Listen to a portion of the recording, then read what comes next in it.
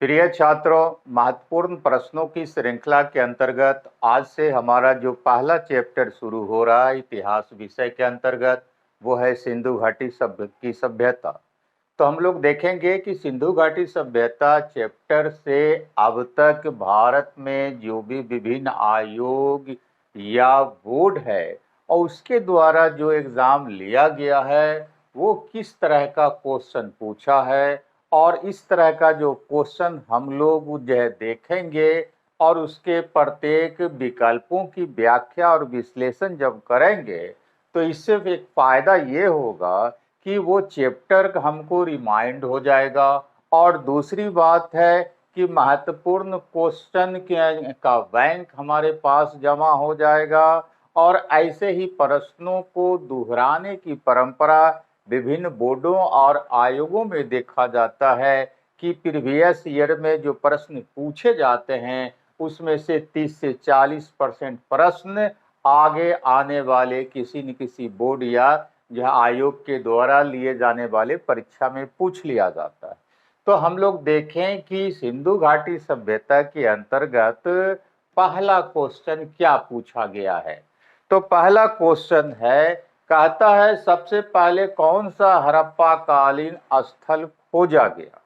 तो पहला जो क्वेश्चन है सिंधु घाटी सभ्यता के अंतर्गत उससे पूछा जा रहा है कि सबसे पहले सिंधु घाटी सभ्यता का कौन सा स्थल खोजा गया। विकल्प जो हमारे पास देता है वो विकल्प है हड़प्पा ए में, बी में मोहनजोदड़ो है, सी में लोथल है और डी में सूत्का-गिंडोर है। तो सबसे पहले कौन खोजा गया, इन चार विकल्पों में से ये हमको देखना है। तो जैसा कि हम जानते हैं कि ए विकल्प की अगर बात करें हड़प्पा की, तो हड़प्पा को खोजा गया था 1921 ईस्वी में, जो कि रावी नदी के किनारे पड़ता है और यह आधुनिक पाकिस्तान के पंजाब प्रांत में है। और जो है इसकी खोज जो है दयाराम साहनी साहब ने किया।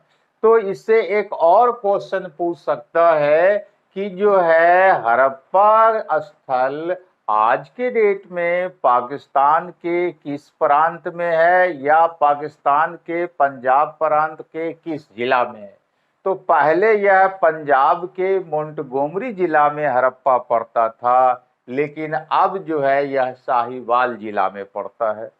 अब दूसरा विकल्प देखें मोहनजोदड़ो। मोहनजोदड़ो की खोज 1922 ईस्वी में हुई और हम जानते हैं कि यह पाकिस्तान के सिंध प्रांत में पड़ता है और सिंधु नदी के किनारे स्थित था। और जो सिंध प्रांत में पड़ता है तो सिंध प्रांत का जो लरकाना जिला है उस लरकाना जिला में यह स्थित है। अब सवाल उठता है कि इसकी खोज किसने की। तो इसकी खोज 1922 में राखाल दास बनर्जी ने किया। अब सी का विकल्प देखें, सी के बारे में है कि लोथल। तो लोथल की किंजैसो खुदाई दो बार होती है, एक बार 1955 में और दूसरी बार जो है 1962 में। तो लोथल जो है पंजाब का जो खंबात की खाड़ी का इलाका है, वहां पर यह भोगवा नदी के किनारे स्थित है, जो कि अहमदाबाद जिला में पड़ता है। और इसका जो है खोज रंगनाथ राव ने किया है। अब डी विकल्प की बात करें तो सूत्का-गिंडोर की भी खुदाई दो बार हुई है, 1927 में और 1962 में। और ये जो सूत्का-गिंडोर है यह बिल्कुल ही सिंधु घाटी सभ्यता का जो है आपको पश्चिमी स्थल था, जो कि पाकिस्तान के बलूचिस्तान प्रांत में पड़ता है और यह दास्क नदी के किनारे मकरान समुद्र तट पर स्थित था। और इसकी खोज जो है R.L. अस्टाइन और जॉर्ज डेल साहब ने किया।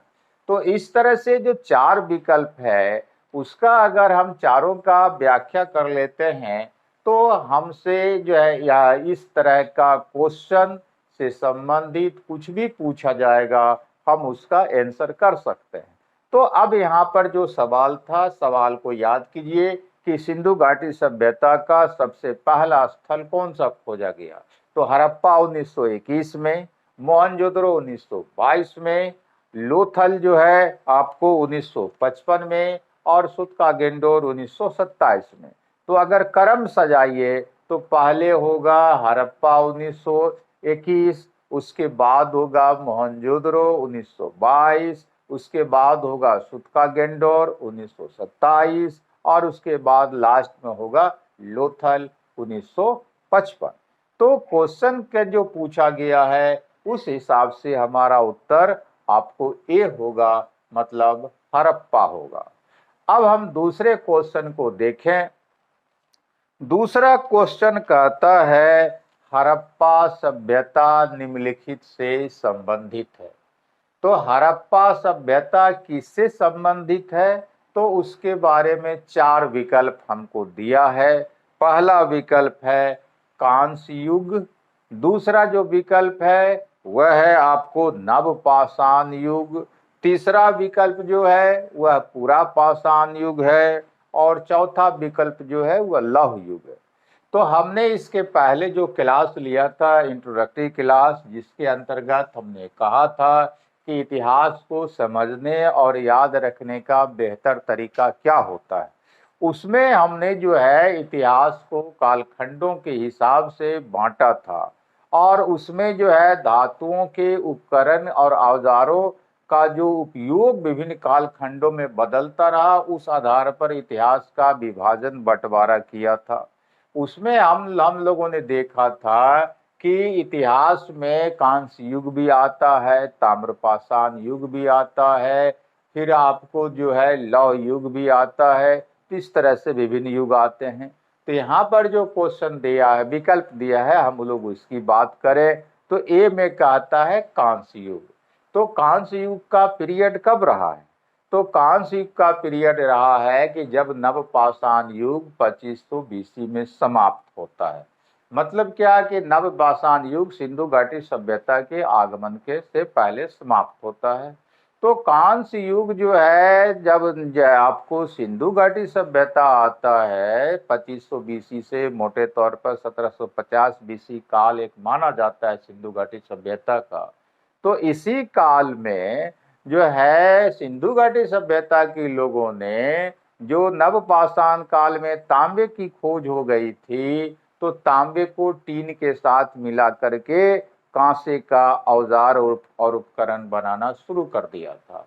तो इसलिए सिंधु घाटी का जो सभ्यता है वो कांस्य युगीन सभ्यता कहलाता है। बी मतलब दूसरा विकल्प जो है नवपाषाण युग।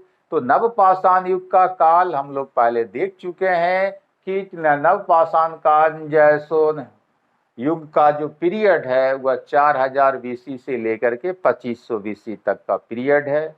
और इस दौरान जो है आपको तांबे की खोज हो गई थी और तांबे का औजार भी लोग उपयोग करने लगे थे पत्थर के औजारों के अलावा। तो इसलिए नवपाषाण युग जो के दौरान हम लोग देखते हैं कि इसके काल को ताम्रपाषाण युग भी कहा जाता है। उसके बाद सी मतलब तीसरा विकल्प जो है पुरापाषाण काल। तो पुरापाषाण काल का पीरियड क्या है उसको याद रखिए कि जो है सृष्टि की उत्पत्ति से लेकर के आपको 10,000 बीसी का तक का जो पीरियड है वो पुरापाषाण काल कहलाता है। और इस पीरियड में इंसान केवल पत्थरों के बने हुए औजारों का उपयोग करते थे। तो जैसो ये पुरापाषाण काल हुआ।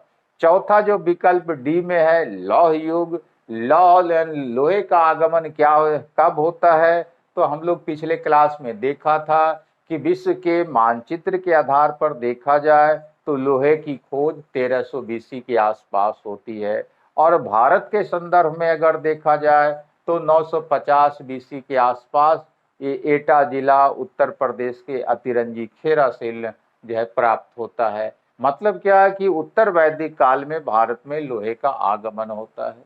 तो इस आधार पर अगर हम देखें तो उत्तर वैदिक युग को हम लौह युग कह सकते हैं, लेकिन जो है सिंधु घाटी सभ्यता का जो पीरियड है वो तो कांस्य युग के अंतर्गत आएगा।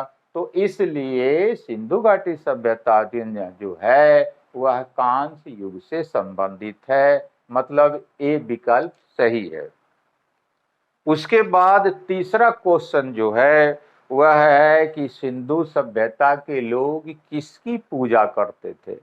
तो हम लोगों ने अगर सिंधु घाटी सभ्यता को पढ़ा है तो हम लोग यह जानते हैं कि सिंधु सभ्यता के लोग धार्मिक प्रवृत्ति के भी थे, और जो है वो किन किन देवताओं की पूजा करते थे उसका भी हम लोग जो है विवरण पहले से पढ़े हुए अगर हैं तो समझने में इस क्वेश्चन को कोई दिक्कत नहीं होगा।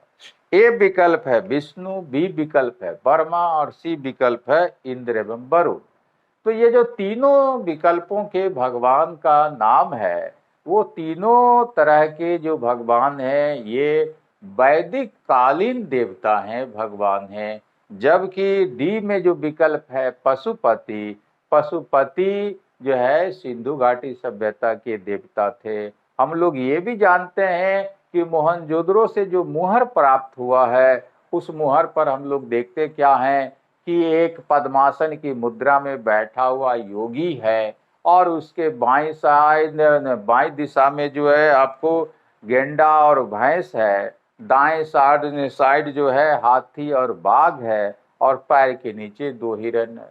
तो माना जाता है कि ये जो योगी पद्मासन की मुद्रा में बैठा हुआ है और त्रिमुखी है, उसके ऊपर सींग है, तो सिंह वाला त्रिमुखी जो ये योगी बैठा हुआ है पद्मासन की मुद्रा में, माना जाता है कि यह कोई और नहीं है बल्कि पशुपति शिव जी हैं। तो सिंधु घाटी सभ्यता में जो है उस काल के लोग पशुपति की पूजा किया करते थे। बाकी जो पहले का तीन विकल्प है वह वैदिक कालीन देवता हैं। तो अब उसके बाद जो है अगला क्वेश्चन हमारे पास आता है कि किस विद्वान ने सर्वप्रथम हड़प्पा सभ्यता के अवशेष को खोजा था। तो कहता है कि किस विद्वान ने हड़प्पा सभ्यता के अवशेष को खोजा, मतलब सबसे पहले किसने जो है खोज किया हड़प्पा सभ्यता के को का। तो यहाँ पर विकल्प देता है वो, ए में विकल्प है सर जॉन मार्शल, बी में विकल्प है आर.डी. बनर्जी, सी में विकल्प है अलेक्जेंडर कनिंघम और डी में विकल्प है दयाराम साहनी। अगर हम इन चारों विकल्पों के बारे में देखें तो पहला जो विकल्प सर जॉन मार्शल है, तो जिस समय सिंधु घाटी सभ्यता के बारे में पता चला उस समय भारतीय पुरातत्व विभाग के ये महानिदेशक थे, डायरेक्टर जनरल थे। दूसरा जो विकल्प है आर.डी. बनर्जी, तो आर.डी. बनर्जी ने 1922 ईस्वी में मोहनजोदड़ो जो कि एक महत्वपूर्ण और सबसे बड़ा स्थल है सिंधु घाटी सभ्यता का, उसकी खोज की थी। और जो है आपको सी विकल्प जो है अलेक्जेंडर कनिंघम, इन जो है इन्हें भारतीय पुरातत्व का जन्मदाता माना जाता है, अलेक्जेंडर कनिंघम को। और एक बात और आप लोग जान लें कि भारत में पुरातत्व विभाग का जो नींव पड़ता है वह लॉर्ड वायसराय लॉर्ड कर्जन के काल में पड़ता है। हम लोग जानते हैं कि लॉर्ड कर्जन के काल में ही बंगाल विभाजन हुआ था और उन जो है लॉर्ड कर्जन 1899 से लेकर के 1906 ईस्वी तक भारत में वायसराय रहा था। उसके बाद चौथा जो विकल्प है वो दयाराम साहनी है। तो दयाराम साहनी ने ही 1921 में सबसे पहले सिंधु घाटी सभ्यता का जो पहला स्थल था हड़प्पा, उसकी खोज किया था। तो जाहिर सी बात है जो क्वेश्चन कहता है कि सबसे पहले सिंधु सभ्यता के अवशेष का पता किसने लगाया, मतलब सिंधु घाटी सभ्यता के बारे में सबसे पहले किसने पता लगाया, तो यहाँ पर उत्तर डी होगा, मतलब दयाराम साहनी होगा। उसके बाद अगला जो क्वेश्चन हमारे पास है वो कहता है कि कौन सा कथन सिंधु घाटी सभ्यता के संबंध में सही नहीं है। तो कौन सा नहीं सही है, क्वेश्चन है कि कौन सा कथन सिंधु घाटी सभ्यता के संबंध में सही है। तो करेक्ट यहाँ पर देखना है स्टेटमेंट को तो पहला जो विकल्प है कहता है सिंधु घाटी के सभ्यता के लोगों का जो मकान होता था, जो घर होता था, वो ईंट के बने होते थे। बी में जो विकल्प है वह कहता है सभा भवन की खोज मोहनजोदड़ो से हुई। उसके बाद सी में विकल्प है कि घर के निर्माण योजना में खुला चौक मुख्य लक्षण होता था, मतलब आंगन वगैरह। उसके बाद डी कहता है सभी। तो हम लोग जानते हैं कि सिंधु घाटी सभ्यता की जो सबसे महत्वपूर्ण विशेषता है वह उसकी नगर योजना प्रणाली है। और नगर योजना प्रणाली के अंतर्गत हम लोग देखा है कि जितने भी नगर मिले हैं, जो 7 नगरीय स्थलों के बारे में अब तक पता चला है, वैसे स्थल तो 2000 से ज्यादा मिल चुका है, लेकिन उन 2000 स्थलों में से 7 स्थलों को नगर की संज्ञा दिया गया है। तो हम लोग क्या देखते हैं कि सामान्यतः उन 7 नगरों में से अधिकांश मकान जो बने हुए हैं नगरों में वो पके हुए ईंट के बने हैं।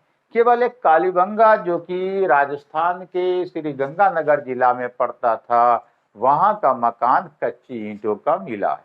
तो जाहिर सी बात है कि अगर जैसो समान रूप में देखा जाए तो सिंधु घाटी सभ्यता का मकान ईंट का ही, पकी ईंट का ही बना होता था।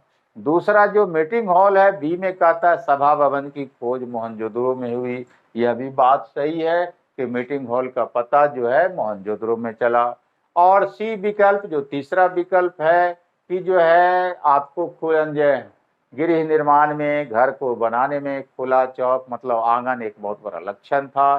तो हम लोग यह भी जानते हैं कि सिंधु घाटी सभ्यता के अंतर्गत नगरों में जो मकान बनते थे वो जो हर एक मकान में जो है सो आंगन होता था, और जो है ये उसका एक मुख्य लक्षण होता था। तो जाहिर सी बात है उत्तर जो होगा डी, मतलब उपरोक्त सभी।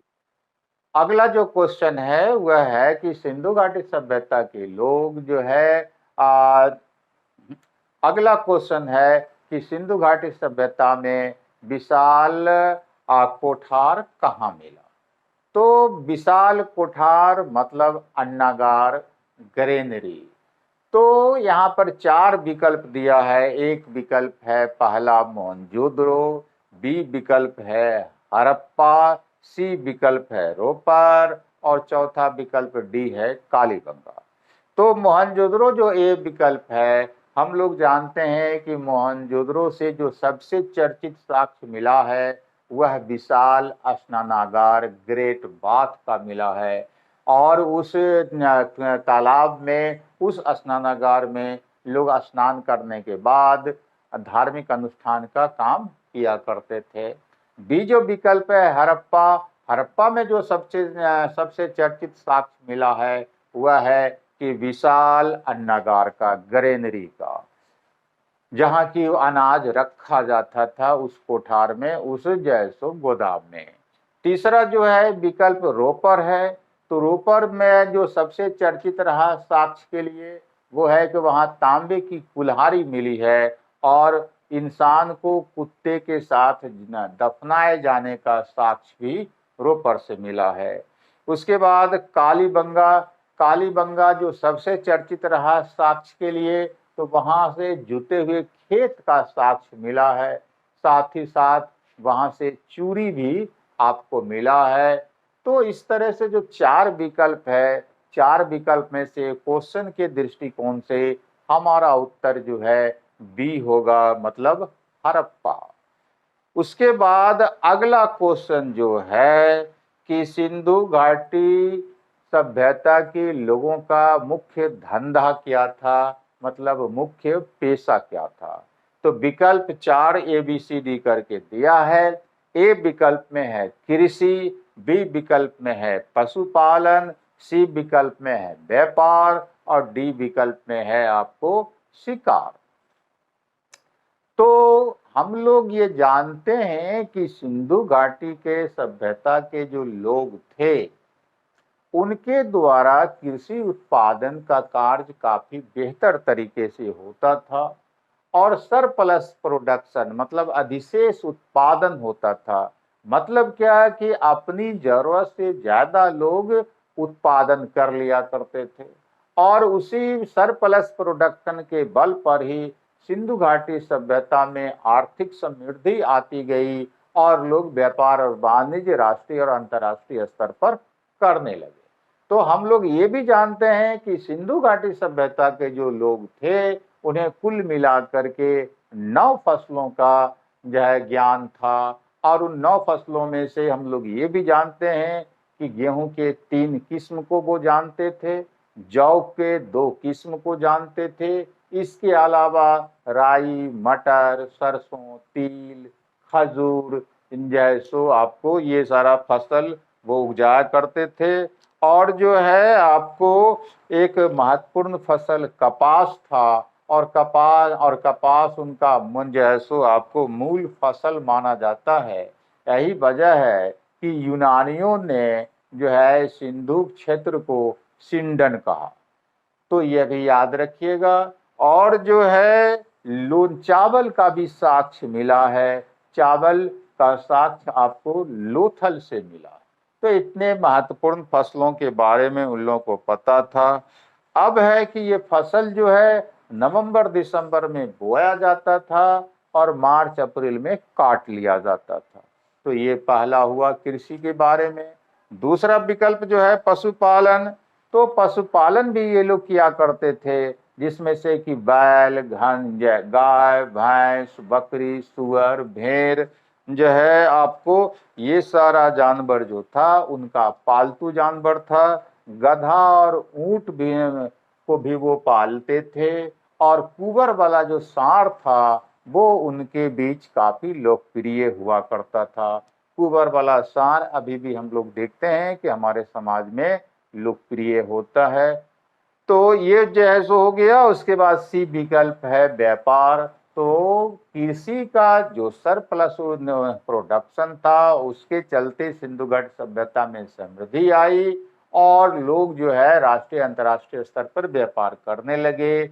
हम लोग जानते हैं कि मेसोपोटामिया मतलब आधुनिक इराक से, ईरान से, अफगानिस्तान से, बदख्शां से, दक्षिण एशिया से और मध्य एशिया से भी सिंधु घाटी सभ्यता के लोग व्यापार किया करते थे, मतलब आयात और निर्यात किया करते थे।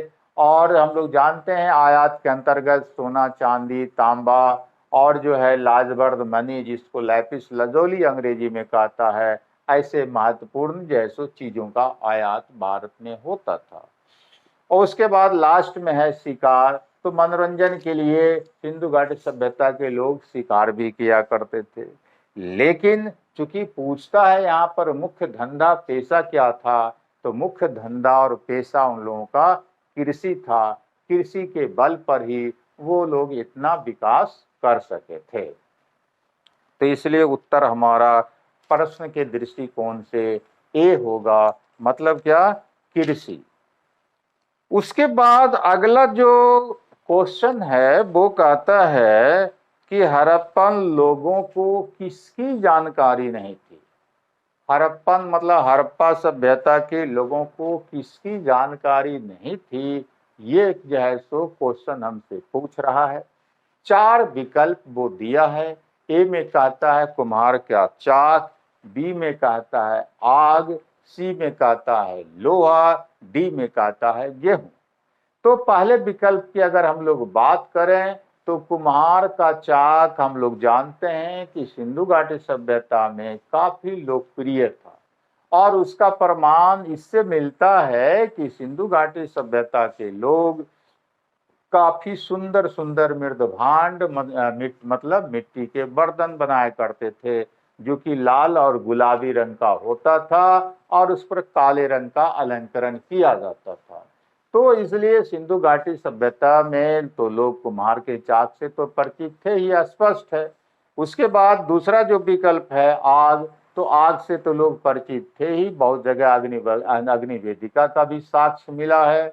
उसके बाद तीसरा जो विकल्प है लोहा, तो हम लोग जान चुके हैं कि लोहे की खोज भारत में 950 बीसी के आसपास हुआ है, मतलब उत्तर वैदिक काल में हुआ। तो जाहिर सी बात है सिंधु घाटी सभ्यता का पीरियड 2500 बीसी से 1750 बीसी के आसपास मोटे तौर पर माना जाता है। मतलब उत्तर वैदिकीय युग से बहुत पहले सिंधु घाटी सभ्यता समाप्त हो गया। तो उन लोगों को तो लोहे का ज्ञान था ही नहीं। उसके बाद डी जो विकल्प है चौथा गेहूं, तो हम लोग अभी देखा है कि वो लोग कृषि कार्य से भली भांति परिचित थे और 9 फसलों में से उनका एक महत्वपूर्ण फसल आपको गेहूं भी था। तो जाहिर सी बात है, ये जो 4 विकल्प दिया है तो उसमें से सिंधु घाटी सभ्यता के लोग लोहे से परिचित नहीं थे और यही तो क्वेश्चन हमसे पूछ रहा है। उसके बाद अगला जो क्वेश्चन है कि सिंधु सभ्यता के घर बने होते थे। तो अगला क्वेश्चन है कि सिंधु घाटी सभ्यता के घर बने होते थे तो किस चीज के बने होते थे, इसके बारे में ये क्वेश्चन हमसे पूछ रहा है। ए में विकल्प है कच्ची ईंटों के, बी में विकल्प है पक्की ईंटों के, सी में विकल्प है लकड़ी के और डी में विकल्प है पत्थर के। तो ए में जो विकल्प है कच्ची ईंटों के, तो अभी कुछ देर पहले हम लोगों ने दूसरे प्रश्नों का व्याख्या करने के दौरान देखा था कि सिंधु घाटी सभ्यता में जो 2000 से ज्यादा स्थल मिले हैं उसमें से 7 स्थलों को नगर कहा गया है। तो लगभग सभी नगरों में अगर एक कालीबंगा को छोड़ दिया जाए तो सभी नगरों में पकी हुई ईंटों के घर बने हैं, केवल कालीबंगा में कच्ची ईंटों के घर बनते थे। तो इसलिए जो है आपको ये विकल्प सही नहीं होगा। बी विकल्प जो है पक्की ईंटों का, यही बी विकल्प सही होगा। और सी विकल्प जो है लकड़ी का, तो लकड़ी के मकान जो है इसने आपको वैदिक युग से पहले नवपाषाण काल में बनते थे घास फूस के, या फिर जो है वैदिक युग जब आया मतलब सिंधु घाटी सभ्यता के बाद भी वैदिक युग में भी खास करके वैदिक युग में भी जो है सो लकड़ी के मकान बनते थे। तो पहले और बाद में बने, सिंधु घाटी सभ्यता के काल में नहीं बने। और चौथा जो विकल्प है हमारे पास वह पत्थर। तो हम लोग जानते हैं कि पत्थर क्या जो है सो घर मूलतः अगर देखा जाए तो पाषाण काल में, और पाषाण काल में भी सामान्यतः जो है आपको पूरा पाषाण काल में मतलब क्या कि उस समय लोग सृष्टि के उदय से लेकर के 9-10 हजार बीसी तक लोग जो है कोई अस्थायी आवास में नहीं रहते थे बल्कि गुफा वगैरह में जाकर के ठहरते थे। तो इसलिए उत्तर जो हमारा होगा वो यहाँ पर बी होगा, मतलब हम जो है पकी हुई ईंटों के। उसके बाद है अगला क्वेश्चन, भारत में खोजा गया सबसे पहला पुराना शहर था। तो भारत में खोजा गया सबसे पुराना शहर था। हम लोग जानते हैं कि भारत में इतिहास की शुरुआत सिंधु घाटी सभ्यता के काल से होता है। अब है कि जो विकल्प दिया है तो उस विकल्प के हिसाब से अगर आज के संदर्भ में देखें तो कोई विकल्प सही नहीं है, लेकिन भारत विभाजन के पहले के आधार पर देखा जाए तब विकल्प में से एक जो है सो सही हो जाता है। अब दोनों तरह से हम लोग देख लें तो पहला विकल्प जो है वह हड़प्पा है, दूसरा विकल्प जो है वह पंजाब है, और तीसरा विकल्प जो सी है वह मोहनजोदड़ो है, और चौथा विकल्प जो है वह डी सिंध है। तो हड़प्पा हम लोग जानते हैं कि पंजाब के पाकिस्तान के पंजाब प्रांत में पड़ता है, आधुनिक साहिवाल और पहले के मोंटगोमरी जिला में। दूसरा और सबसे पहले हड़प्पा की ही खोज हुई है। दूसरा जो पंजाब का चर्चा है तो यह प्रांत है, यह कोई स्थल नहीं है। तीसरा जो है आपको जो है सो मोहनजोदड़ो है, तो मोहनजोदड़ो भी सिंध में पड़ता है पाकिस्तान में, और इसकी खोज 1922 में हुई, मतलब हड़प्पा के बाद हुआ। और चौथा जो विकल्प है डी सिंध, तो सिंध भी कोई स्थल नहीं है बल्कि एक प्रांत है जो कि आपको पाकिस्तान में आज के डेट में पड़ता है। तो इस हिसाब से देखा जाए तो कोई विकल्प भारत के संदर्भ में नहीं है आज के हिसाब से अगर देखा जाए तो। लेकिन जिस समय सिंधु घाटी सभ्यता की खोज हुई थी उसके आलोक उस संदर्भ में अगर देखा जाए तो चूंकि उस समय भारत तो पाकिस्तान एक ही था, तो उत्तर होगा आपका हड़प्पा। लेकिन आज के संदर्भ में अगर आंसर होना चाहिए तो आंसर होना चाहिए हमारा कालीबंगा। कालीबंगा की खोज जो 7 नगर है उसमें से एक जो कालीबंगा है उसकी खोज 1951 में हुई थी, जो कि जो है राजस्थान के गंगानगर जिला में पड़ता है। और कालीबंगा के बाद जिन स्थलों की खोज हुई है वह जो है लोथल है, जिसकी खोज 1954 में ही रंगनाथ राव के द्वारा। तो कालीबंगा की खोज अमलानंद घोष के द्वारा और जो है लोथल की खोज जो है रंगनाथ राव के द्वारा। तो भारत के संदर्भ में, आज के भारत के संदर्भ में होना चाहिए आपका कालीबंगा। लेकिन जिस समय सिंधु घाटी सभ्यता खोज का पता चला उस संदर्भ में, उस काल के हिसाब से देखा जाए तो हड़प्पा होगा। उसके बाद जो है अगला क्वेश्चन है कि किस पशु के अवशेष सिंधु सभ्यता में प्राप्त नहीं हुए। तो कहता है कौन सा पशु ऐसा है जिसका अवशेष सिंधु घाटी सभ्यता में परंजैसो नहीं मिला है। तो विकल्प है, ए में विकल्प है शेर, बी में विकल्प है घोड़ा, सी में विकल्प है गाय और डी में विकल्प है हाथी। तो पशुपालन का जो पहले का क्वेश्चन था उसमें हम लोगों ने चर्चा किया था कि सिंधु घाटी सभ्यता के लोग पशुपालन भी किया करते थे। तो पशुपालन के अंतर्गत हम लोगों ने क्या देखा था कि बैल, गाय, भैंस, भेड़, बकरी, सुअर, ऊंट, गधा, ये सारा जानवर पालते थे। लेकिन जो है वो लोग, हम ये भी जानते हैं कि वो लोग जो है बाघ और हाथी से भी परिचित थे। आज जो है सो जैसो घोड़ा और हाथी से परिचित थे, लेकिन घोड़ा और हाथी को उन्होंने जैसो पालतू बनाया, इसका कोई साक्ष्य नहीं है। तो इस हिसाब से शेर जो है आपका उत्तर होगा कि शेर से वो लोग परिचित नहीं थे। मतलब क्या उत्तर होगा हमारा ए। और घोड़ा के बारे में हम लोग जानते हैं कि घोड़ा के अस्थिपंजर का साक्ष्य जो है वह मिलता है आपको गुजरात में, एक स्थल है सुरकोतरा। तो सुरकोतरा से घोड़ा के अस्थिपंजर मतलब हड्डी वगैरह का मिलने का प्रमाण मिला है। वैसे घोड़ा के बारे में और इन जैसो 2 स्थलों से पता चला है, एक मोहनजोदड़ो और दूसरा जो है लोथल से। और जो है उसके बाद अगला जो क्वेश्चन है हमारा वो है कौन सा स्थल समुद्र तट पर सिंधु घाटी सभ्यता में स्थित नहीं था। तो सिंधु घाटी सभ्यता का विस्तार हम लोग देखा है कि उत्तर में मांडा मतलब जम्मू से लेकर के दक्षिण में दैमाबाद तक, मतलब क्या कि अहमदनगर जिला महाराष्ट्र तक पाया गया है। और पश्चिम में जो है सुतका गेंडोर बलूचिस्तान पाकिस्तान से लेकर के उत्तर प्रदेश में का जो आपको हिंडन नदी के किनारे आलमगीरपुर नामक स्थल है मेरठ जिला में, यहाँ तक पाया गया। तो अब है कि हजारों की संख्या में ये स्थल पाए गए हैं। अधिकांश स्थल तो आंतरिक भागों में पाए गए हैं, लेकिन कुछ स्थल समुद्र के आसपास भी पाए गए। तो ऐसे समुद्र के आसपास जो स्थल थे, तो कहता है कि ये बताइए कि ये 4 जो स्थल का नाम दिया गया है उसमें से कौन सा स्थल समुद्र के आसपास नहीं था। तो नहीं था तो पहला है ए विकल्प है सुरकोतरा, बी विकल्प है लोथल, सी विकल्प है बालाकोट और डी विकल्प है कोटदीजी।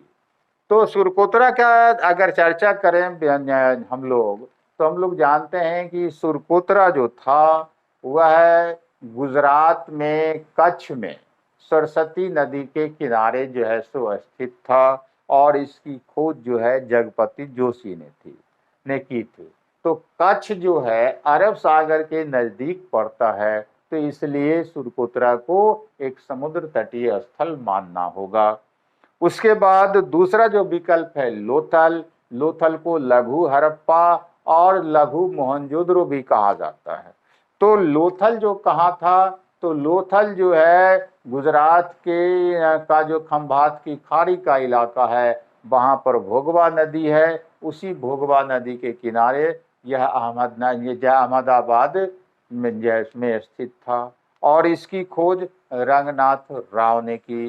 तो आपको अहमदाबाद और खंभात की खाड़ी का जो इलाका है वो जो है आपको अरब सागर के आसपास है, इसलिए लोथल को भी एक समुद्र तटीय स्थल मानना होगा। और हम जानते हैं कि लोथल में उस समय फेमस डॉकयार्ड मतलब बंदरगाह हुआ करता था। उसके बाद बालाकोट है, बालाकोट जो है पाकिस्तान का था, और यह जो है सबसे फेमस जो हुआ साक्ष्य के लिए, यहाँ सीप उद्योग का जो है सो प्रमाण मिला है, और इसकी खोज जॉर्ज डेल साहब ने किया है और R.L. अस्टाइन साहब ने। उसके बाद कोट दीजी है। कोट दीजी हम लोग जानते हैं कि यह पाकिस्तान के सिंध प्रांत में पड़ता है, और यह जो है सो सिंधु नदी के जो है सो आसपास है। और यह जो सबसे फेमस हुआ आपको साक्ष्य के लिए कि यहाँ से चित्रित मृदभांड मतलब कि जो है सो चित्रित बर्तन प्राप्त हुआ है, और इसकी खोज घुर्रे साहब ने किया था। तो कोट दीजी को अगर देखें तो यह सिंध प्रांत के बिल्कुल आंतरिक हिस्से में पांजा स्थित था, इसलिए जो 4 विकल्प दिया गया है उस हिसाब से कोट दीजी को माना जाएगा कि यह समुद्र तटीय स्थल नहीं था, मतलब डी हमारा उत्तर होगा। तो इस तरह से जो है हमारा 4 जो है सो विकल्प में से उत्तर आता है। अगला जो क्वेश्चन होता है कि हड़प्पा सभ्यता का कौन सा स्थल भारत में नहीं था। तो 4 विकल्प दिया है, 4 स्थल का नाम दिया है, उसमें से कहता है कि बताइए इस 4 में से कौन सा स्थल भारत में नहीं था। तो पहला विकल्प है मांडा, दूसरा विकल्प है सुरकोतरा, तीसरा विकल्प है हुलास, चौथा विकल्प है बालाकोट। तो पहला जो विकल्प है मांडा, हम लोग जानते हैं कि मांडा कहाँ स्थित था, तो जम्मू में। जम्मू में चेनाब नदी है, उसी चेनाब नदी के किनारे अखनूर का एक इलाका है, वहीं यह स्थित था। और जो है उसके बाद और यह भी जानते हैं कि मांडा सिंधु घाटी सभ्यता का सबसे उत्तरी स्थल था। अब दूसरा जो विकल्प है सुरकोतरा, सुरकोतरा हम लोग अभी भी देखा है कि यह अपने गुजरात के कच्छ इलाके में सरस्वती नदी के किनारे स्थित था। उसके बाद तीसरा जो विकल्प है सी हुलास, तो हुलास जैसो खेरा या हुलास टीला का इस स्थल को कहा जाता है। यह जो था स्थल यह सहारनपुर या जो है सहारनपुर जिला में मतलब उत्तर प्रदेश में था। तो और उसके बाद लास्ट जो चौथा विकल्प है डी बालाकोट, हम जानते हैं कि बालाकोट पाकिस्तान के बलूचिस्तान इलाके में था, जो कि एक समुद्र तटीय इलाका था। तो इस तरह से ये जो 4 विकल्प है, तो मांडा भी भारत में रहा जो है, उसके बाद आपका जो है सुरकोतरा भी भारत में रहा, हुलास भी भारत में रहा। भारत में रहा कौन नहीं, तो बालाकोट जो कि पाकिस्तान में रहा। तो उत्तर हमारा डी बालाकोट होगा। उसके बाद अगला क्वेश्चन है कि हड़प्पा के मिट्टी के बर्तनों पर सामान्यतः किस रंग का उपयोग होता था। तो हड़प्पा का जो मिट्टी का बर्तन मतलब मृदभांड होता था, उस पर किस रंग का उपयोग होता था। पहला विकल्प है लाल ए में, बी में विकल्प है नीला हरा, सी में विकल्प है पांडु, डी में विकल्प है नीला। तो हम लोग क्या जानते हैं कि सिंधु घाटी सभ्यता के जो बर्तन होते थे मतलब मृदभांड होते थे, उस पर जो आकृति बनाई जाती थी, उसमें से सामान्यतः वो जो आकृति होता था वो आपको चित्र आकृति मतलब चित्र जो होता था वह वृत्त का मतलब सर्किल का, और वृक्ष का मतलब जो है पेड़ का होता था। दूसरा जो हम लोग इसके बारे में जाने कि इन जो बर्तन होता था वो अधिकतर जो है आपको लाल और गुलाबी रंग का होता था, और जिस पर काले रंग का अलंकरण किया जाता था। तो जो विकल्प है लाल नीला हरा पांडु नीला, तो इस हिसाब से हमारा ए विकल्प सही होगा लाल। वह सिंधु सभ्यता किस युग की है, ऐतिहासिक काल में, बी में प्रागैतिहासिक काल, सी में उत्तर प्रागैतिहासिक काल, और डी में आद्य ऐतिहासिक काल। तो अगर विकल्प के आधार पर देखें तो ऐतिहासिक काल किस काल को कहा जाता है कि जिस काल में लोग लिखना पढ़ना जान गए और जो है उसका लिखित साक्ष्य आज की डेट में मिलता है। उसके और तो इस हिसाब से हम लोग जानते हैं कि 600 बीसी से अब तक का जो काल है, मतलब महाजनपद से लेकर के अब तक का जो काल है वो ऐतिहासिक काल है। बी में जो विकल्प है वह प्रागैतिहासिक काल है। प्रागैतिहासिक काल उस काल को कहा जाता है जिस काल में लोग लिखना पढ़ना नहीं जानते थे, उसका कोई लिखित साक्ष्य नहीं है। तो हम लोग जानते हैं कि पूरा का पूरा जो पाषाण काल है, मतलब सृष्टि से लेकर के 2500 बीसी के पहले, मतलब सिंधु घाटी सभ्यता के पहले का जो काल है वो पाषाण काल है और उस काल में लोग लिखना पढ़ना नहीं जानते थे, इसलिए वो प्री हिस्ट्री का पीरियड कहलाता है। उत्तर जो है प्रागैतिहासिक काल, ये जो है सो कोई मतलब यहाँ पे विकल्प का नहीं है। और डी में जो है आद्य ऐतिहासिक काल, तो आद्य ऐतिहासिक काल जो है उस काल को कहा जाता है जिस काल के अंतर्गत सिंधु घाटी सभ्यता और वैदिक युग आता है, मतलब 2500 बीसी से लेकर के 600 बीसी के बीच का पीरियड। और इस पीरियड में हम लोग जानते हैं कि सिंधु घाटी के सभ्यता के लोग लिखना पढ़ना जानते थे और इसकी लिपि भी हम लोग को मिली है, लेकिन दुर्भाग्यवश अब तक हम लोग उस लिपि को पढ़ नहीं सके हैं। और जहाँ तक है वैदिक युग का, तो वैदिक युग के लोग लिखना पढ़ना नहीं जानते थे, मौखिक रूप से वो लोग जो है अपनी बातों को रखते थे और एक पीढ़ी से दूसरी पीढ़ी तक इसी तरह से ज्ञान का ट्रांसफर होता था। हालांकि वैदिक युग की जो भी ग्रंथ हैं वो बहुत बाद में आपको लिखा गया, ऐतिहासिक काल जब आया तब लिखा गया। तो इस हिसाब से आपको सिंधु घाटी की जो सभ्यता है वो प्रोटो हिस्ट्री, मतलब आदि ऐतिहासिक काल की सभ्यता। पर अगर विकल्प की बात करें तो हड़प्पा सबसे पहले खोजा गया 1921 में, और यह जितना भी हड़प्पा सभ्यता के अंतर्गत स्थल मिला है 2000 से ज़्यादा, उसमें से दूसरा यह सबसे बड़ा स्थल है। और इस स्थल की चर्चा सबसे पहली बार 1826 ईस्वी में चार्ल्स मैनसन साहब ने किया था, और दूसरी बार जो इसकी चर्चा होती है वो 1856 ईस्वी में, जब कराची से लाहौर तक रेलवे लाइन बिछाया जा रहा था। अब दूसरा विकल्प भी है। मोहनजोदड़ो को हम लोग जानते हैं कि 1922 में खोजा गया, इसी को मृतकों का टीला या प्रेतों का टीला कहा जाता है। उसके बाद आता है कालीबंगा। कालीबंगा का अर्थ होता है काले रंग की चूड़िया, और वनवाली यह हरियाणा के हिसार जिला में सरस्वती नदी के किनारे स्थित था। तो क्वेश्चन के हिसाब से हमारा उत्तर जो है आपको बी होगा, मोहनजोदड़ो। तो कुल मिलाकर के ये 16 क्वेश्चन आज हम लोगों ने देखा।